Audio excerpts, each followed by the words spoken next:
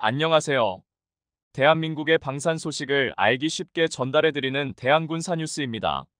양자역학을 전부 이해했다고 생각한 것은 양자역학을 제대로 알지 못하는 것이다.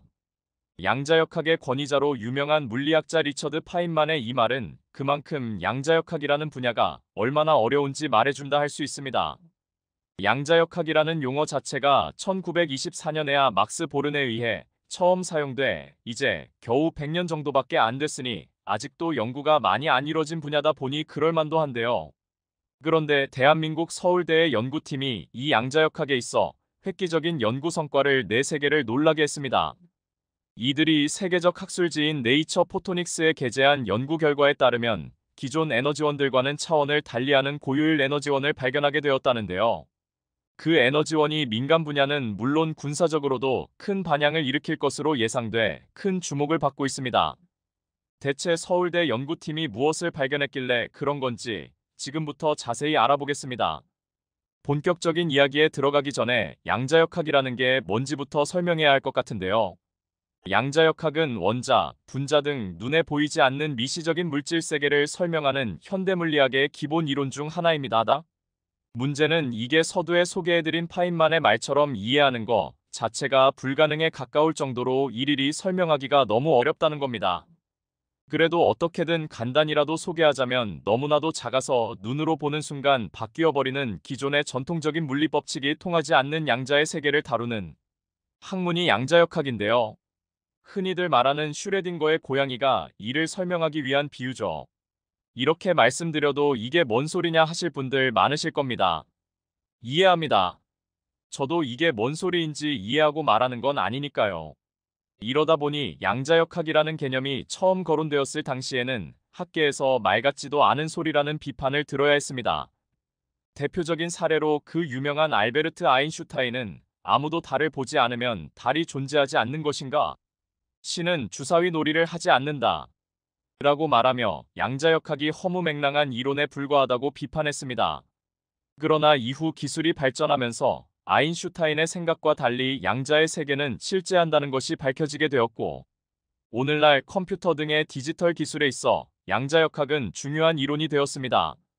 그런 가운데 2022년 7월 22일 네이처 포토닉스의 서울대 물리천문학부의 안경원 교수가 이끄는 연구팀의 빛으로 동작하는 초방사 양자 엔진에 대한 연구 결과가 게재되었습니다. 이 연구는 당시까지 이론 수준에만 그쳤던 양자 엔진을 세계 최초로 구현한 건데요. 이론 단계에만 있었던 양자역학 응용 기술이 현실에서 구체적인 결과물을 낼 수 있다는 가능성에 세계 물리학계가 이 연구 결과를 주목했습니다. 이는 세계적으로 봤을 때도 상당한 쾌거인데요. 서울대를 비롯해 삼성종합기술원, 성균관대, 포스텍 등 국내 연구진들로 이런 성과를 이뤄냈으니 말입니다. 안경원 교수 연구팀이 발표한 초방사 양자 엔진은 양자역학 원리를 이용해 기존의 연력학으로 작동하던 엔진을 양자역학의 영역으로 갖고 온 건데요.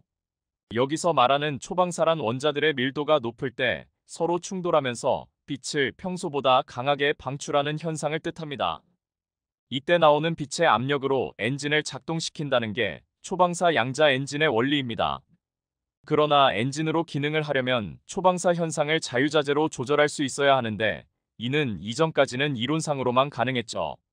하지만 서울대 연구팀은 초방사의 제어를 가능하게 하기 위한 실험을 진행했는데요.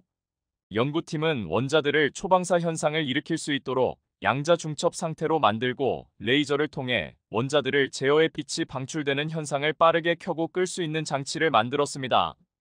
이 방법으로 연구팀은 원자가 가열, 팽창, 냉각되면서 그에 따라 다르게 동작하는 것을 관측했는데요. 팽창할 때 엔진의 온도가 15만 도까지 올라가고 엔진 효율이 98%에 달해 굉장한 효율을 가지고 있다는 것을 확인할 수 있었습니다. 기존의 관련 연구에서는 엔진 최고 온도는 1만 도, 효율은 48%에 불과했으니 비약적인 발전이죠. 놀라운 건 이게 끝이 아닐 수 있다는 겁니다.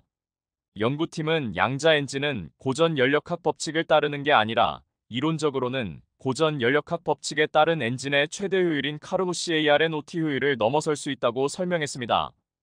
이 연구를 이끈 안경원 교수는 초방사 현상을 제어하는 기술 개발을 통해 원자물리 및 양자 정보 처리 등의 분야에 기여했을 뿐 아니라 엔진의 효율을 획기적으로 높일 수 있는 길을 제시했다며 연구 결과의 의의를 강조했는데요. 연구팀의 설명대로면 초방사 양자 엔진은 연력학의 법칙을 넘어서기에 초고효율 엔진을 만들 수 있습니다. 조금 더 개발을 거치고 안정화되면 기존의 물리 엔진을 양자 엔진으로 대체할 수 있을 것으로 예상됩니다. 안경원 교수 연구팀은 이미 2017년에 초방사 현상을 구현해 이 분야에서는 세계적으로 실력을 인정받고 있는데요. 2021년 초에는 초방사의 반대 개념인 초흡수 현상을 세계 최초로 구현하기도 했습니다. 초흡수 현상은 초방사 상태의 원자들을 제어하면 시간이 역행하는 것처럼 변의 빛을 방출하는 초방사와 반대로 빛을 빠르게 흡수할 수 있다는 개념을 이용하는 것인데요. 쉽게 말해 타임머신처럼 시간을 역행해버린다는 것입니다. 안경원 교수 연구팀은 이 초흡수 현상을 이용하면 빛이 일반적인 경우보다 10배 이상 빠르게 흡수된다는 것을 발견했습니다. 이러한 초흡수 현상을 응용하면 배터리에도 적용할 수 있는데요. 분자들이 많아지면 서로 겹치면서 에너지를 빠르게 흡수하기 때문에 배터리가 커지면 충전이 더 빨라진다는 것입니다. 이는 과거에는 이론적으로만 가능하지 구현할 수 없다는 의견이 많았는데요. 안경원 교수 연구팀의 연구로 충전 속도가 기존 배터리와 차이가 난다는 것이 입증되었습니다. 이 기술이 발전하면 넘치는 에너지 수요에 대한 해결책이 될 것이라는 전망이 나오고 있습니다. 실제로 독일의 메르세데스 벤츠는 차세대 전기차 배터리 개발을 위해 미국 양자 컴퓨터 업체 사이콘텀과 손을 잡았고, 현대자동차 역시 미국 양자 컴퓨터 업체 아이온큐와 배터리 개발을 위해 손을 잡았는데요. 따라서 관련 연구에 진척이 있다면 향후 전기차, 수소차를 넘어 양자차가 등장할 수 있습니다. 나아가 원자력을 양자 엔진으로 대체해 위험성을 줄이면서 에너지 효율도 최대 수준으로 추구하는 것 또한 가능해질 것으로 기대되는데요. 이는 현재 예산 문제로 사실상 중단 위기에 놓여 있는 대한민국 해군의 항공모함 개발에도 큰 도움이 될 수 있을 것으로 전망됩니다. 항공모함을 만드는 데에는 어마어마한 돈과 기술력이 들어가기에 2020년대인 현재도 우리 해군은 아직 항공모함을 갖지 못한 상태인데요. 20년대 들어 경항모 사업이 추진되었지만 이 역시 현재는 예산이 배정되지 않아서 중단된 거나 마찬가지입니다. 항공모함이 완성되어도 문제인 게 운영비 또한 상상을 초월하기 때문인데요. 하지만 양자 엔진이 상용화되면 안전성은 물론이고 유지 비용도 대폭 줄어들 것으로 기대됩니다. 향후 이 기술이 발전하면 SF 영화에서나 나올 빛으로 움직이는 항공모함이나 우주선도 실현할 수 있게 된다는 거지요. 이러한 기술은 실제 운용 중인 항공모함에 대해서도 적용할 수 있습니다. 현재 세계 최고 수준으로 알려진 미 해군의 제럴드 R 포드급 항공모함은 대표적인 핵추진 항공모함입니다. 이를 위한 원자로를 양자 엔진으로 대체할 수 있다면 방사능 누출 등의 안전사고 가능성을 줄일 수 있을 겁니다. 또한 항공모함의 활주로 운용에도 양자 기술을 적용할 수 있을 것으로 기대되는데요. 항공모함의 활주로는 육지와 달리 길이가 제한되어 있어 함재기의 원활한 이륙을 위해서는 특별한 장치들이 필요합니다. 예를 들어 기존에는 증기를 이용한 스팀식 캐터펄트를 통해 압축된 증기를 쏴 그 힘으로 전투기를 이륙시켰는데요. 이 방식은 항공모함이 커지면 커질수록 더 큰 캐터펄트와 더 많은 인력이 필요하다는 단점이 있습니다. 그래서 최신 항공모함들에는 전자식 항공기 발진 시스템 EMALS이라고 하는 전자식 캐터펄트가 탑재되었습니다. 이 방식은 스팀식에 비해 기체에 부담을 덜 준다는 장점이 있는데요.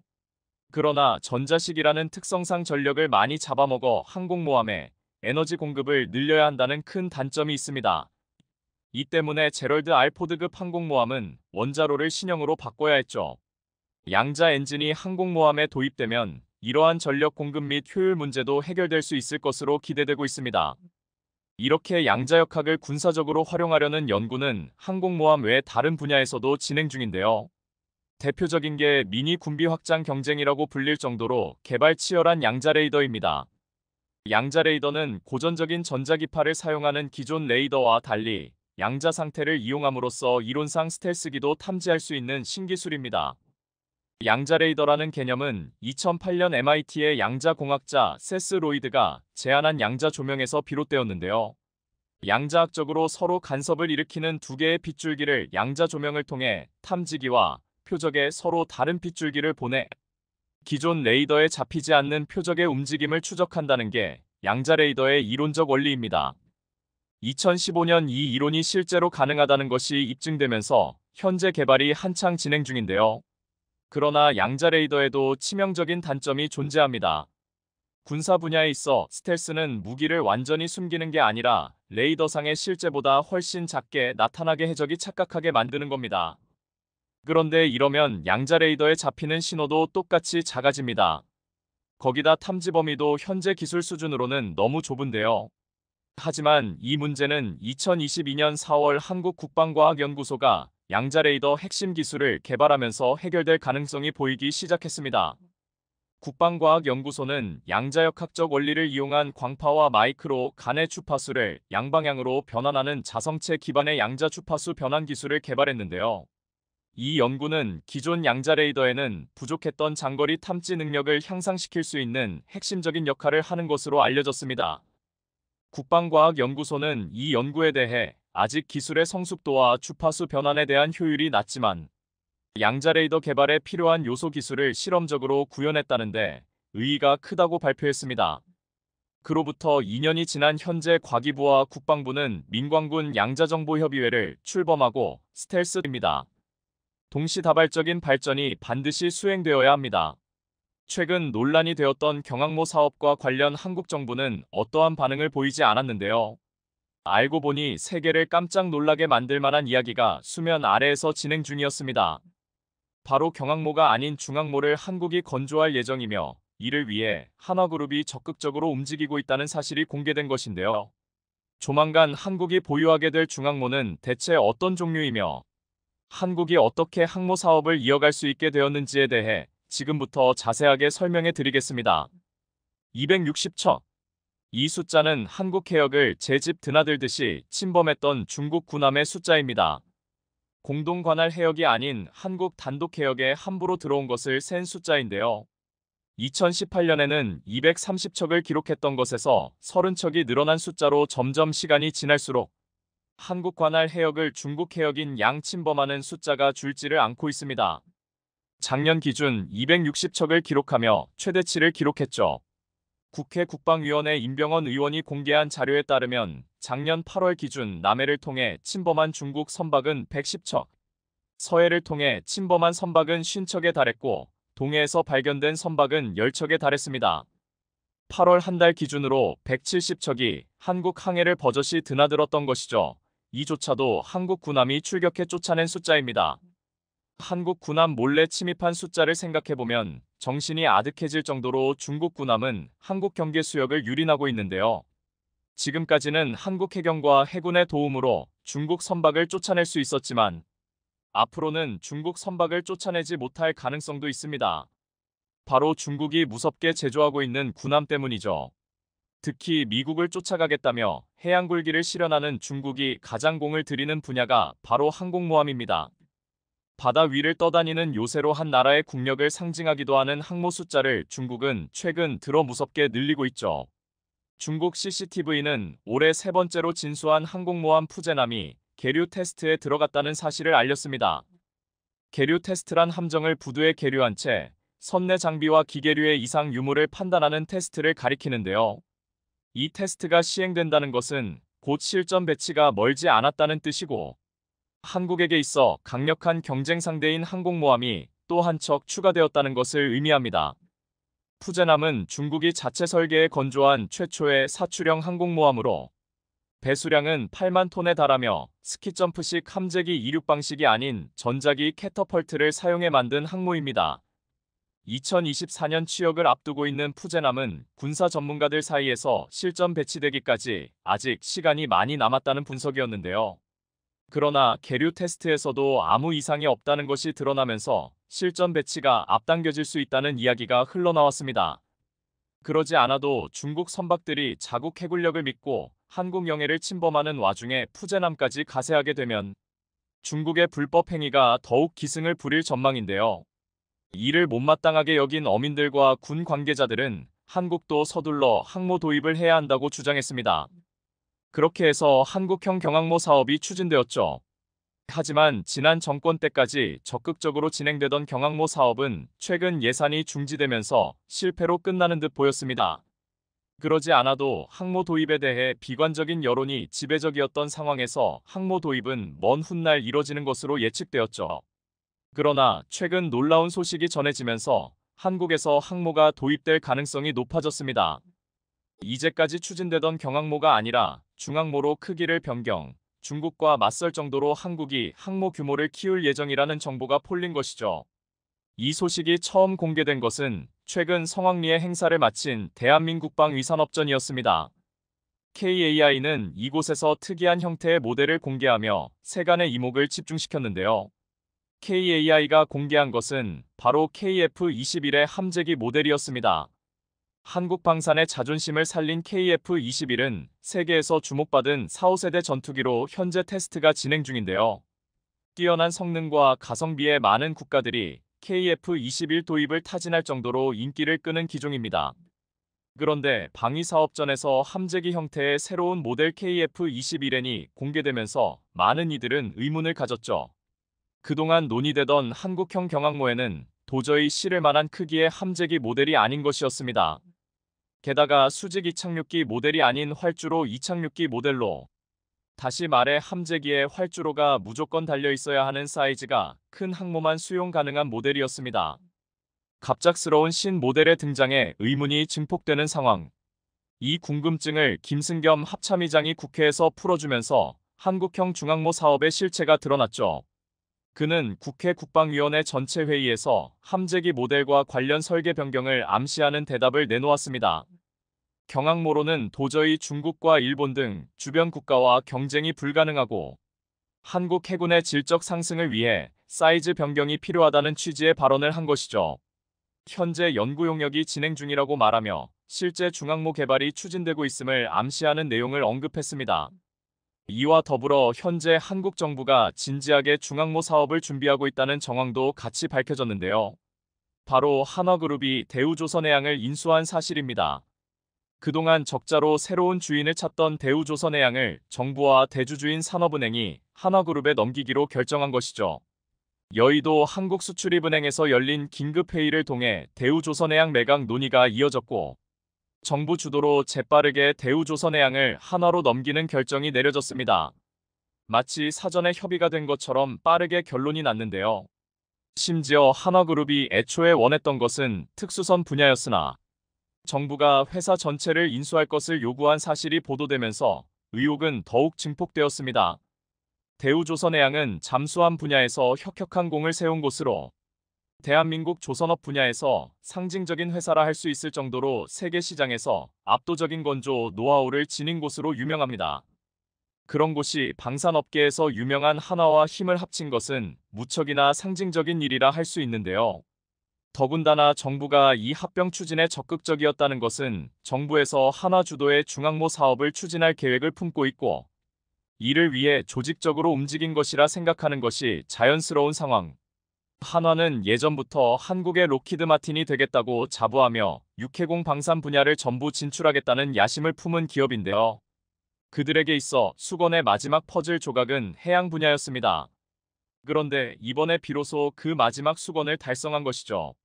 일각에서는 아직 경항모는 커녕 중항모 건설조차 시도하지 못한 한국이 빠른 시일 내에 항모 건설을 하는 것은 불가능이고 무모한 일을 도전하는 것이 아니냐는 주장이 나왔는데요. 그러나 방산 산업을 처음 시작할 때부터 한국은 불가능을 가능으로 만드는 일에 도전해왔습니다. 누구도 기술 이전을 하지 않는 상황에서 한국 엔지니어와 방산 관계자는 맨 땅에 헤딩하듯이 하나하나 기술을 개발하면서 지금의 방산 신화를 만들 수 있었는데요. 더군다나 한화에게는 기술 이전을 받을 수 있는 중요한 카드도 확보한 상태입니다. 대우조선해양은 합병 이전 영국의 밥콕사와 양해각서를 체결하며 기술 협력에 대해 논의한 적이 있죠. 양사는 국내외 함정 사업의 경쟁력 강화를 위해 핵심 기술력을 하나로 모으기로 합의를 하며 밥콕사가 가진 경항모 제조 노하우를 전수할 것을 약속했죠. 밥콕사는 퀸 엘리자베스함을 비롯해 세계적인 해군 함정 설계와 건조에 참여한 회사입니다. 수상함과 잠수함의 핵심 장비 개발에 탁월한 기술력을 갖춘 기업으로 최고 수준의 경쟁력을 갖춘 것으로 평가받았는데요. 애초에 대우조선해양이 밥콕사와 업무 협약을 맺은 것은 경항모 사업에 필요한 노하우를 전수받기 위해서였죠. 그런데 한화에 합병된 이상 경항모가 아닌 중항모로 설계 변경이 논의되면서 오히려 이상적인 형태로 사태가 전개된 것인데요. 영국의 대표 함정이라 할 수 있는 퀸 엘리자베스호는 중항모로 설계되었고 엘리자베스 개발에 직접적으로 개입한 밥콕사는 전 세계 동들어서 몇 안 되는 중항모 건설 노하우를 가진 기업이라 할 수 있습니다. 한화는 대우조선해양 인수로 양해각서까지 인계받으면서 중항모 건설 및 설계에 박차를 가할 수 있는 셈이죠.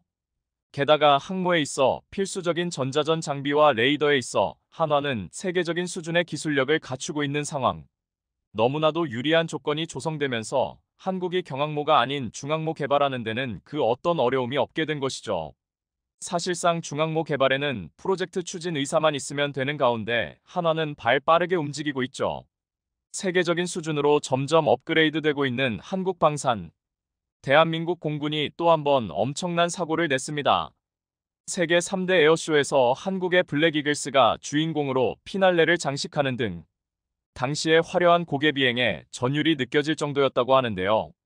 그런데 최근 각국의 신규 전투기 사업에서도 좋은 소식이 잇따라 이어지며 벌써부터 대박 조짐이 이어지고 있다고 합니다. 여기에 더해 한국 역시 쐐기를 박을 한 방을 준비하고 있다는데 경쟁국을 모두 압도하고 있는 FA50의 현 상황에 대해 자세히 알아보겠습니다.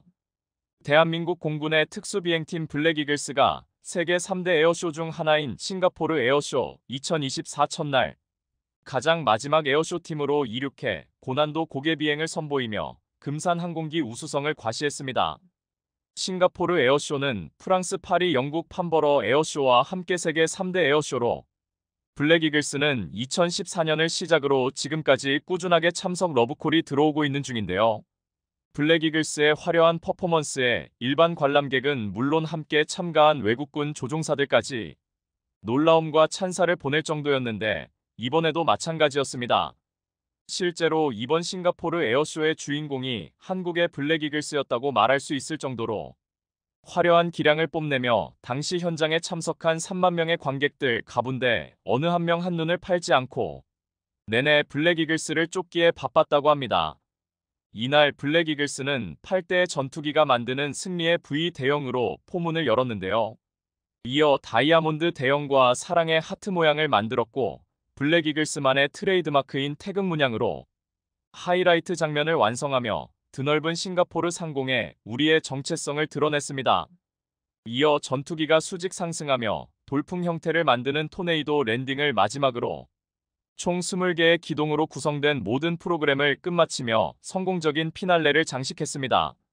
이렇듯 다이아몬드, 아파치, 롤 블루밍 브레이크 등 고난도 기동을 성공적으로 선보인 블랙 이글스 조종사들 착륙 후 그들만의 구호인 블랙 이글스 팀워크를 외치며 필승 코리아의 의지를 다졌는데요.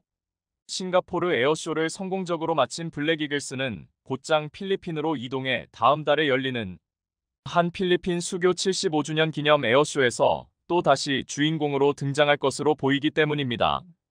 필리핀 에어쇼에서는 블랙 이글스와 필리핀 공군의 FA50PH가 함께 비행을 선보일 예정으로 앞서 우리가 필리핀 공군에게 납품한 FA50PH가 투입돼 더욱더 의미 있는 시간이 될 것으로 보입니다. 그런데 최근 필리핀에서 신규 전투기 12대를 구매하는 사업을 진행하기 위해 1조 5천억 원의 예산을 책정했다고 소식이 전해졌는데요. 중국의 위협에 대응하기 위한 건데 해당 사업에 대해 우리가 주목해야 하는 이유가 있다고 합니다.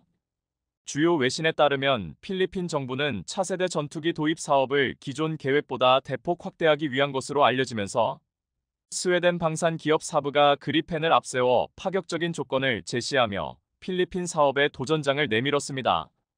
이런 이유로 사브 관계자는 지난달 열린 싱가포르 에어쇼에 참가한 필리핀 방산 관계자들과 접촉해 딜을 제시했으며 스웨덴 공군에서 인수하지 않은 신규 전투기에 가까운 그리펜 모델을 일부 업그레이드에 공급하겠다고 한 것으로 전해집니다. 하지만 해당 모델은 신형 항공 전자장비가 적용되지 않아 필리핀 측이 거절한 것으로 알려졌지만 포기하지 않고 사브는 다음 달 필리핀과 국방물자, 장비 조달 MOU를 통해 필리핀 사업을 공략한다는 계획입니다. 현재 우리도 FA50으로 필리핀 사업에 도전장을 내밀 예정인데 그리펜을 상대할 수 있는 유일한 기종으로 꼽히면서 사실상 2파전이 될 거라는 전망이 나옵니다. 이런 이유로 필리핀을 우리 쪽으로 끌어오기 위해 스웨덴처럼 우호 전략을 취해야 한다는 이야기도 나오고 있지만 사실 우리의 경우 스웨덴과 상황이 아주 다릅니다. 실제로 이미 한국은 경쟁국인 스웨덴을 압도하고 있는 상황이기 때문입니다. 무엇보다도 현재 필리핀이 FA50PH를 인수한 뒤 성능과 신뢰성, 후속 군수 지원에 엄청난 만족감을 드러내고 있는데요. 그것도 그럴 것이 2017년 필리핀군은 무장단체 IS와 연계된 자국 내 테러 조직 토벌 작전 때 FA50PH의 우수한 성능 덕분에 테러 조직 수장과 지휘부를 제거하는 등 큰 성과를 거둘 수 있었습니다. 이렇듯 이미 필리핀 공군에서 활약 중인 FA52 이번 신규 전투기 도입 사업에서도 반면에 현재 스웨덴이 필리핀에 제안한 모델은 최신형 그리펜 NG가 아닌 중고 그리펜을 개량한 일명 그리펜 플러스입니다. 사브가 보유한 잉여 기체와 스웨덴 공군에서 퇴역한 기체를 신품 수준으로 정밀 수리한 뒤 그리펜 NG에 적용된 신기술로 업그레이드 해주겠다는 겁니다. 이런 방법으로 필리핀 예산 범위에 맞춰 그리펜 14대를 공급할 수 있다는 게 스웨덴의 설명이지만 필리핀이 탐탁지 않아 하고 있는 상황입니다. 상황이 이러자 스웨덴 대사는 최근 필리핀 측과의 회동에서 전투기 판매와 함께 정부 차원의 금융 프로그램도 제안했는데 필리핀이 필요로 할 경우 차관이나 대출 보증 같은 지원을 해주겠다고 약속했습니다. 이렇듯 스웨덴의 세일즈 행보가 다소 다급해진 건 작년 6월 필리핀 국방장관이 교체된 것과 깊은 관련이 있어 보입니다. 사실 테오도로 신임 필리핀 국방장관은 과거 FA50 전투기 도입 당시 필리핀 공군 자문위원으로 활동하며 예비역 공군대령 신분을 부여받은 인물입니다. 특히나 그는 필리핀 공군의 FA50PH 도입과 운용에 대한 깊은 이해를 바탕으로 FA50 시리즈의 우호적인 인사로 유명한데 이런 이유로 스웨덴에서 발등에 불이 떨어질 수밖에 없었던 겁니다. 그런데 이런 배경을 차치하고서라도 KAI가 제안한 FA50 블록 20은 중고 그리펜과 비교할 수 없을 정도로 매력적인 대안인데요. FA50 블록 20은 앞서 폴란드와 말레이시아 공군이 주력 경전투기로 도입을 결정했을 만큼 이미 품질을 인정받은 전투기입니다. 더구나 최대 이륙 중량은 13OTU로 그리펜과 비슷하고 AESA 레이더와 최신 항공전자 장비도 탑재했습니다. 또한 암람과 IRIS-T 등 각종 고성능 공대 공미사일은 물론 스나이퍼 타깃팅 포드를 적용해 다양한 정밀 유도무기를 투발할 수 있는데 심지어 미사일 운용 능력은 앞으로 더 강화될 전망입니다. 무엇보다 FA-52 그리펜을 압도하는 건 가격 경쟁력으로 폴란드, 말레이시아 수출이 성사되면서 이미 규모의 경제를 확보한 상태입니다. 실제로 앞서 언급한 모든 사양의 예비 부품과 무장을 합쳐도 FA-50의 대당 가격은 600억 원이 넘지 않을 거라는 추산이 나옵니다. 심지어 KAI은 신형 12대를 필리핀에 공급하는 것에 더해 기존 FA-50PH 성능 개량도 가능하다는 뜻을 필리핀에 제안했다고 하는데요. 이렇게 되면 필리핀으로선 1조 4천억 원의 비용으로 고성능 4, 5세대 전투기를 사실상 24대나 확보할 수 있게 되는 겁니다. 사실상 지금 같은 분위기가 이어진다면 악성 재고의 그리펜과 달리 FA-50의 필리핀 수출은 성공적으로 이뤄질 것으로 보입니다. 게다가 필리핀 공군이 운영하는 FA-50은 최근 진행된 모해 공중전에서 핵폭격기 전력까지 호위하면서 중국 등 주변국을 발칵 뒤집어 놓으며 필리핀의 든든한 오른팔이 되고 있는데요. 이번 합동작전에 참가한 폭격기는 괌에서 필리핀으로 향하는 과정에서 필리핀 공군이 영공에 들어온 폭격기를 호위해 순찰하고 빠져나가면서 훈련이 성공적으로 마무리됐습니다. 이로써 필리핀에서 FA-50은 작년 말 진행된 전투기의 가상 공중전 이후 이번에 폭격기에 대한 호위 임무까지 맡으면서 전투기 성능을 완전히 입증하게 됐습니다. 실제로 FA-52 핵심 임무에 투입되는 일이 빈번해지며 필리핀에서의 가치와 위상이 한층 더 업그레이드되는 모습입니다. 그리고 앞서 FA-50은 작년에 필리핀에서 진행된 필리핀 공군 훈련 과정에서 현존 최강 5세대 스텔스기로 불리는 미국 F-22 랩터를 격추하는 믿기 힘든 일을 저질러 시끌벅적했었습니다. 당시 필리핀 공군은 자국군이 한국에서 도입한 FA-52 5세대 전투기인 F-22를 잡아내는 역사상 유례없는 성과를 냈다며 항공기함 유리에 관련 정보를 표시해주는 증강현실 화면을 언론에 대대적으로 공개하며 놀라움을 감추지 못했었습니다. 게다가 반대편 대륙에서도 FA-50에 대한 좋은 소식이 들려오며 분위기를 한껏 달아오르게 하고 있는데요. 방산업계에 따르면 최근 우리 방사청과 콜롬비아 군 가망당국이 군용 항공기 가망 인증 상호 인정 협정을 체결하면서 FA-50 수출 문이 활짝 열리게 됐습니다. 실제로 방산업계 관계자들은 이번 MOU를 통해 콜롬비아 공군의 노후화된 A-37B 경공격기 교체 사업에서 KAI의 FA-50 경전투기 도입 가능성을 높여줄 거라고 기대했습니다. 실제로 가망 인증은 항공기가 비행 안전 규칙과 표준을 준수한다는 걸 인정해 해당 국가의 항공당국이 발급하는 인증서입니다. 이번 협정은 남미 국가와는 첫 번째로 맺은 거라 의미가 남다른데 특히나 대한민국의 항공기의 안전성과 기술력을 인정받고 남미 지역 수출 확대에 기여할 것으로 기대되고 있습니다.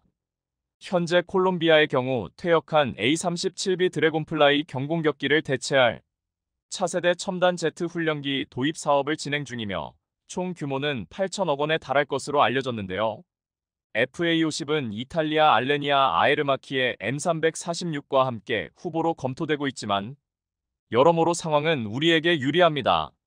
이렇듯 이번에 KAI가 콜롬비아와 FA-50 판매 촉진 협약을 체결하면서 FA-50의 콜롬비아 수출에 한 걸음 더 다가서게 됐다는 평가가 나옵니다.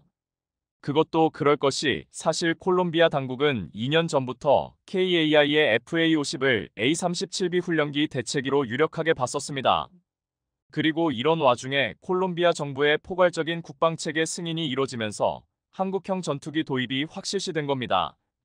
이와 같이 많은 국가들이 FA-50으로 항공 전력의 기반을 다지며 내친 김에 KF-21까지 탐내고 있는 중인데요.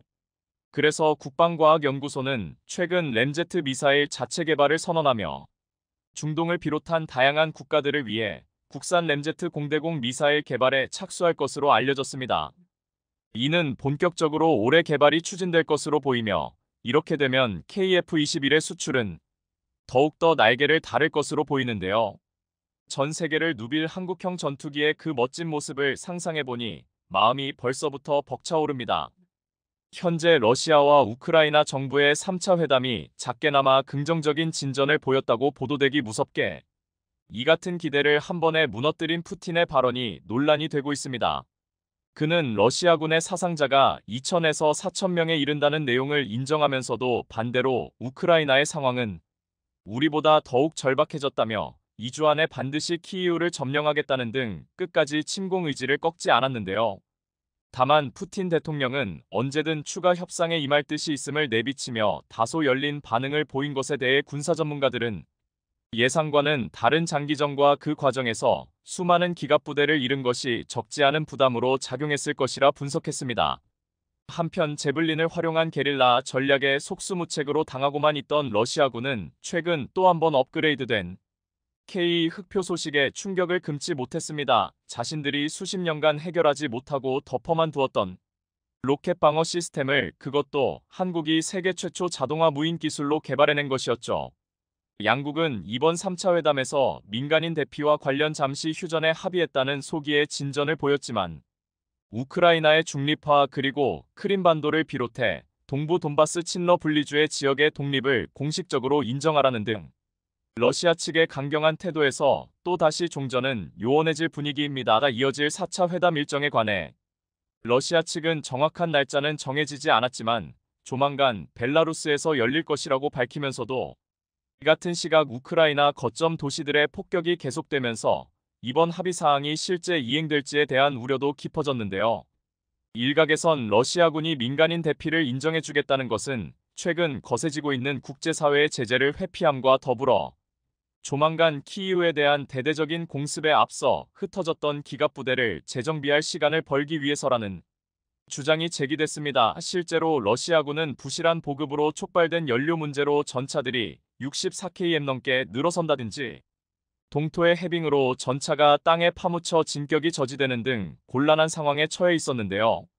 무엇보다 가까스로 도시에 입성한다 해도 건물 안에서 매복한 채 여기저기서 날아오는 제블린병들의 활약은 러시아군의 사기 저하는 물론 침공에 대한 전반적인 전략 수정을 불가피하게 만들었습니다. 참고로 이 제블린이라는 무기는 대전 차용로 유명한 FGM-148로 러시아 침공 전 미국과 서방에선 러시아 병력의 대부분이 기갑부대로 이루어져 있다고 판단 우크라이나군에 해당 무기를 주력으로 공급해왔습니다.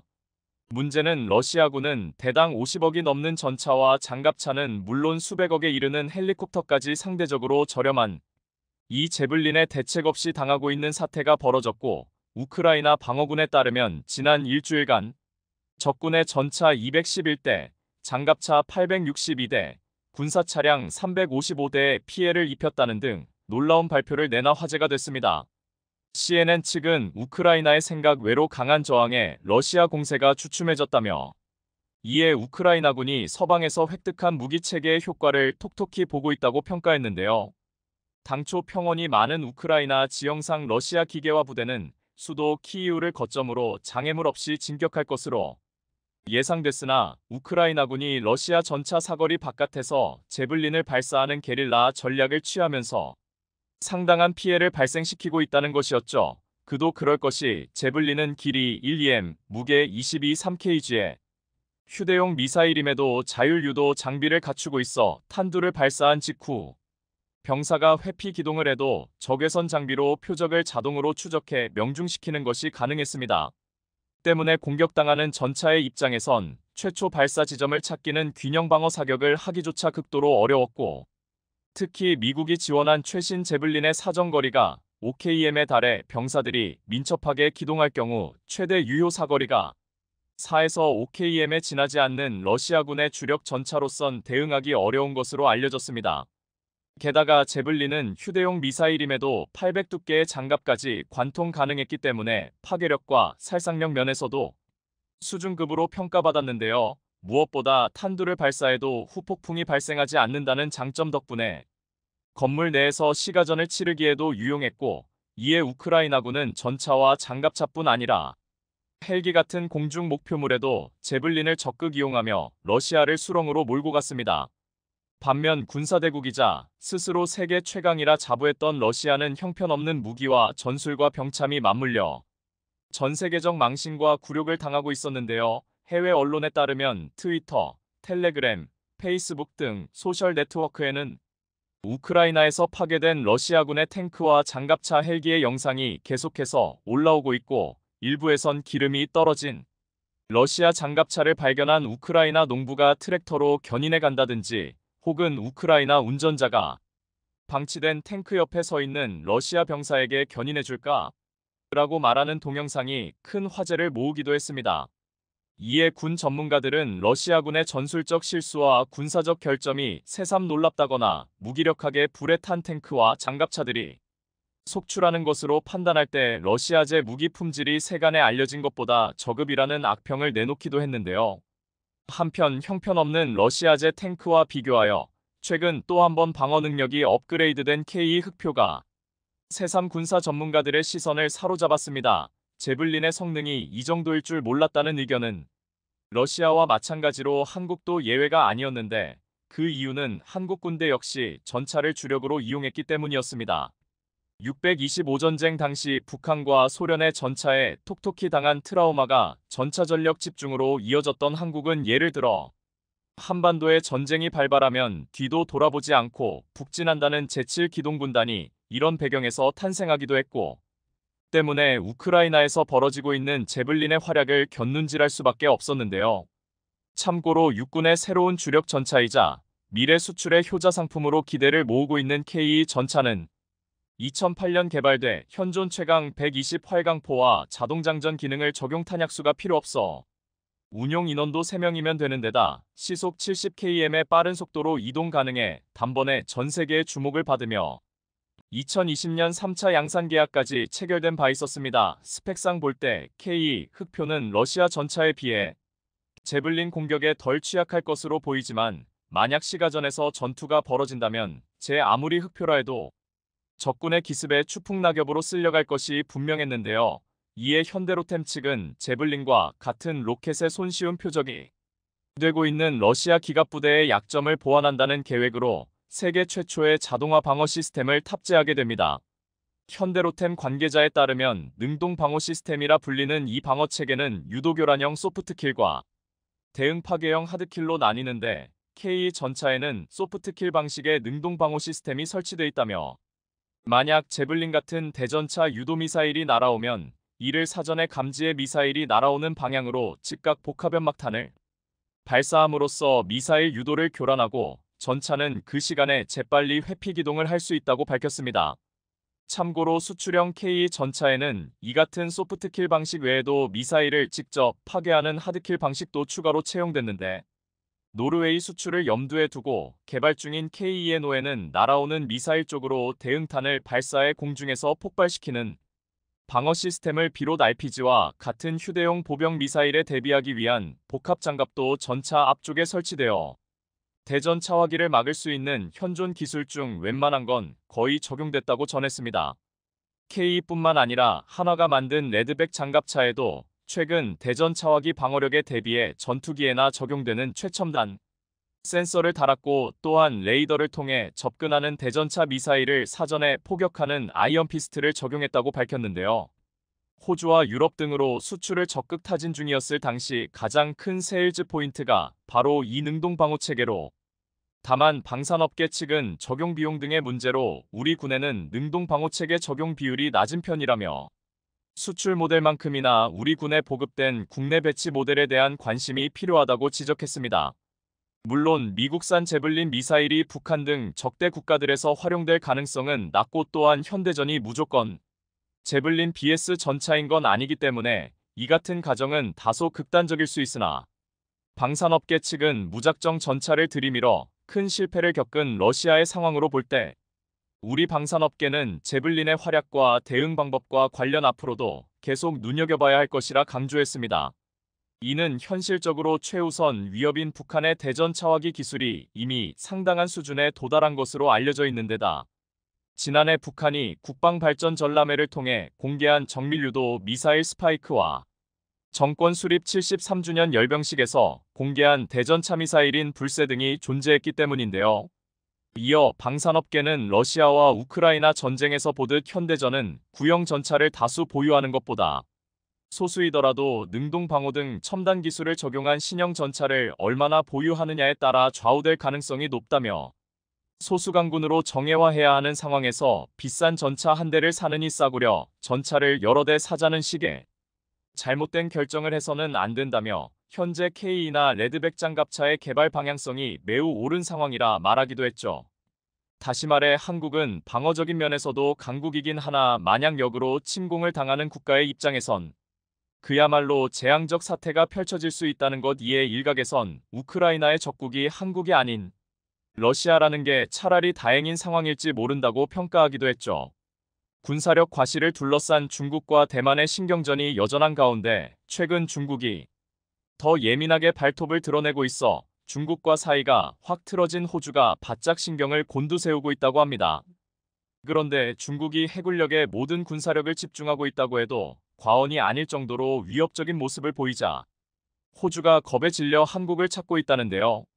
중국 위협에 놀란 호주가 한국의 대규모 발주를 예고했다는데 이에 대해 자세히 알아보겠습니다. 중국과 대만의 분위기가 다시 심상치 않는 상황으로 치닫고 있습니다. 최근 대만 해경을 피해 도주하던 중국 어선의 전복 사고로 어민 2명이 사망하면서 중국이 마땅한 조치를 취해 책임을 지라고 분노로 들끓었습니다. 주요 외신에 따르면 지난 18일 중국 국무원 대변인은 대륙 어민의 생명과 안전을 무시하는 대만의 행동은 용납되지 않는다며 관련자를 처분하고 해명을 내놔야 한다고 목소리를 높였는데요. 여기에 더해 최근 중국 해경이 대만의 진먼다오 해역에서 대만 유람선의 무단 승선에 마구잡이로 상시 검문을 시작하면서 반발을 사고 있습니다. 중국 해경이 선장과 선원을 상대로 항해 계획서와 신분 증명서를 확인했는데 관광객들은 나포의 위협을 느꼈다는데요. 대만 유람선 탑승객은 대만에 못 돌아갈까 너무 무서웠다. 중국 해경이 배에 올라 30분 동안 검문했다고 토로했습니다. 그리고 최근 중국 관영 매체에서 푸젠성에서 실시된 대규모 상륙 훈련 장면을 공개하면서 양안 갈등이 극한으로 치닫고 있는 양상입니다. 여기에 더해 중국과 대만이 군사 뮤직비디오를 경쟁하듯 공개하며 신경전을 이어갔는데요. 자유시보에 따르면 대만 국방부는 지난 15일 해군 페이스북에 대만군 잠수함 등 작전 훈련 모습이 담긴 뮤직비디오를 공개했습니다.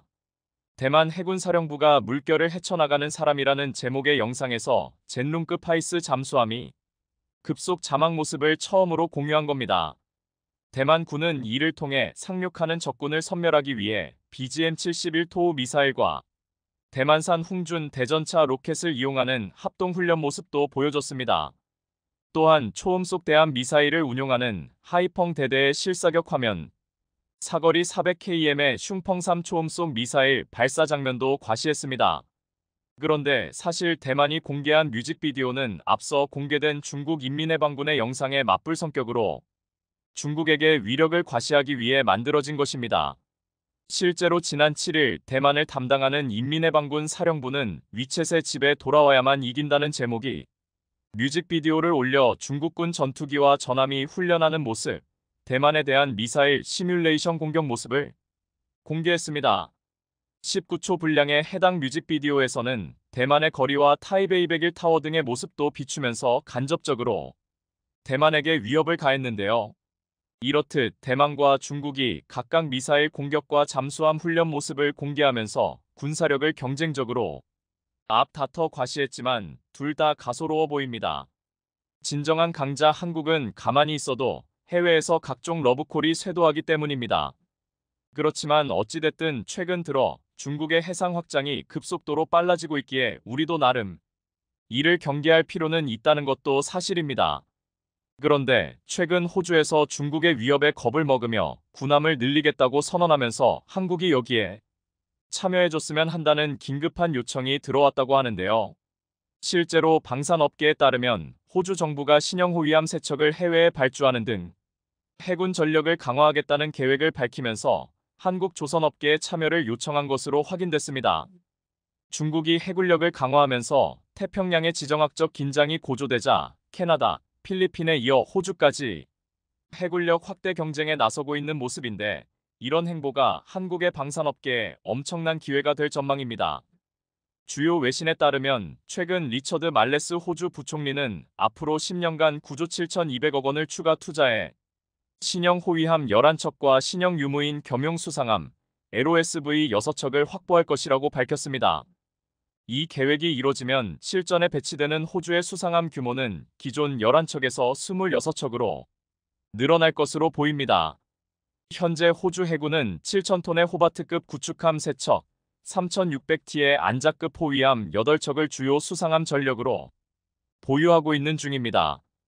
호주 정부는 신형 호위함 11척 중 우선적으로 필요한 1차 조달분 3척을 한국, 독일, 일본, 스페인 조선업체에서 조달할 계획으로 사실상 한국에게 맡길 가능성이 큽니다.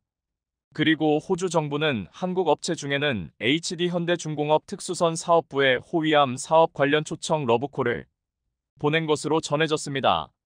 이렇듯 호주가 막대한 자금을 들여 해군력을 강화하려고 하는 건 중국을 견제하기 위한 것으로 실제로 최근 호주와 중국 해군은 직접 충돌 상황을 맞는 등 일촉즉발의 상황이 펼쳐졌었습니다.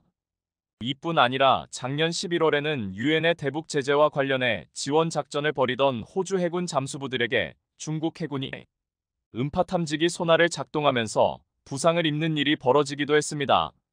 중국 때문에 호주 군인이 직접 부상을 입는 사상 초유의 일이 벌어지자 현지에서는 소나 공격이라는 표현까지 등장할 정도로 중국에 대한 악감정이 고조됐었습니다.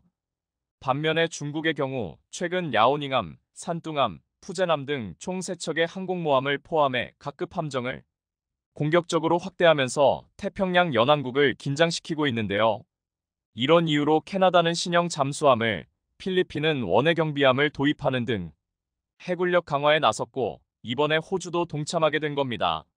하지만 남중국해를 중심으로 영유권을 주장하며 해군력에 올인하고 있는 중국을 혼자 힘으로 대응하기엔 여간 벅찬 게 아니기 때문에 이번에 호주가 한국에게 러브콜을 보내며 도움을 요청한 것으로 보입니다.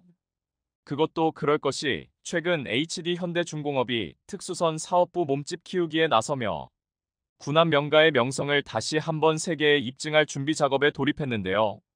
이는 호주를 비롯해 글로벌을 무대로 함정 사업을 본격적으로 펼치기 위한 것으로 올해 앞둔 대형급 수주전에 대한 자신감이라는 해석이 나옵니다. 조선업계에 따르면 HD현대중공업은 3,000톤급 이하 중소형 잠수함과 1,000에서 2,000톤급 원해경비함, OPV 세 가지 모델을 앞세워 글로벌 주요 시장을 공략하며 특수선 사업부를 독자적으로 운영한다는 계획입니다. 올해 매출 목표는 무려 1조 원, 특수선 수주 목표는 9억 8,800만 달러로 정했는데 작년보다 7배가 넘는 목표치를 제시하며 자신감을 드러냈습니다. HD현대중공업의 경우 함정 건조 기술력과 사업관리, 유지보수 정비 등 함정 토탈 솔루션을 보유하고 있기에 이를 앞세워 국내외 시장을 다 먹어버리겠다는 겁니다.